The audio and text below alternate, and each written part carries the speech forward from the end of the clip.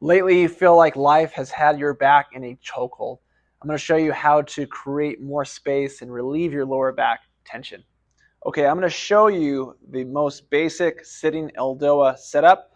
An ELDOA, that's just an awareness exercise, a decompressing exercise for our lower back. So you're going to find that this is a very active stretch. And I'm going to teach you how to get into the best position for yourself. So ideally, I would have a client sit on the floor with their legs in front of them. So that would allow them to grab on to something. So they can grab onto their knees or their shins. You don't want to grab so far forward that's causing your back to round, because the goal of the ELDOA is to try to get our spine as straight as we can.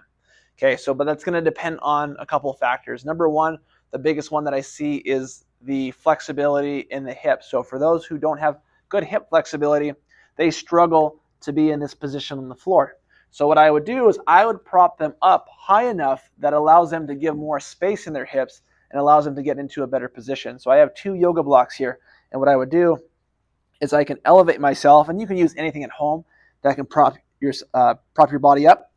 And from here, my legs are in front of me, and I can feel that gives me more space to elongate. Now, I've been practicing for a while, so I can sit on the ground.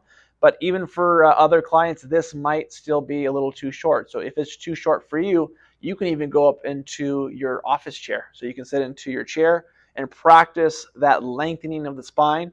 But your goal would be to eventually start to go as low to the ground as you can. Okay, so we're in this propped up position. I'm going to stay here for visual purposes.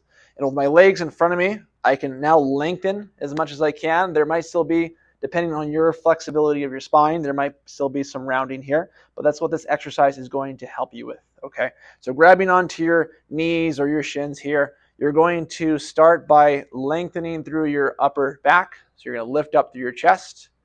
You want your head back over your shoulders with your chin slightly tucked in, so we're not letting the head just drop down. It's head back, chin slightly tucks in, so our neck is long. Okay, our chest is up. We want to find our shoulders to be over our hips. So this is something where recording yourself could be a great tool. You can have a mirror to your side so you can check yourself and then make those adjustments. And then you want to find your lower ribs to be positioned over your hips as well. So we don't want to overarch the lower back, so we're not arching there. We want a straight low back, a straight middle back, all the way up into our neck. Okay. And then once you're in this position, the analogy that I like to use is you're going to find a string tied to the crown of your head. And as you breathe in, that string is trying to lift you higher and higher. So we're going to do a nasal breath through the nose. And as you breathe out, maintain that posture you created. When you breathe in, try to lengthen more. And try not to shrug your shoulders up. You want to keep your shoulders back and down. Keep breathing into those lower ribs, so belly expands. Deep breath out. This should feel a little challenging, like you're getting a little workout. Shouldn't feel like you're relaxed. We are actively working here. About 20 more seconds, and that'll be a minute. We're still breathing. We're still lengthening. Try to bring your head back, chin in. That's the most common mistake I see. Head tends to go forward a little bit. Try to breathe into your lower back. 10 more seconds. Keep driving up. 3, 2, and 1. And then you're going to relax that. Okay, so if you were watching me from the side, you can see that I was maintaining nice neutral spine.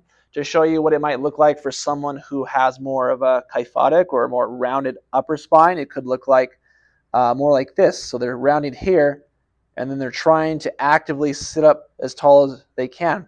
Now, during a session or 2 sessions, their progress might be from here and then being able to get from here. Small, but the more that you practice, the more you're going to train your body to go into more of that lengthened position, and that's going to be better for our muscle balance and how we move about. So practice that one. I recommend it daily, morning, bedtime, before a workout for awareness, and also after a workout for recovery. You do that, and your lower back is going to thank you.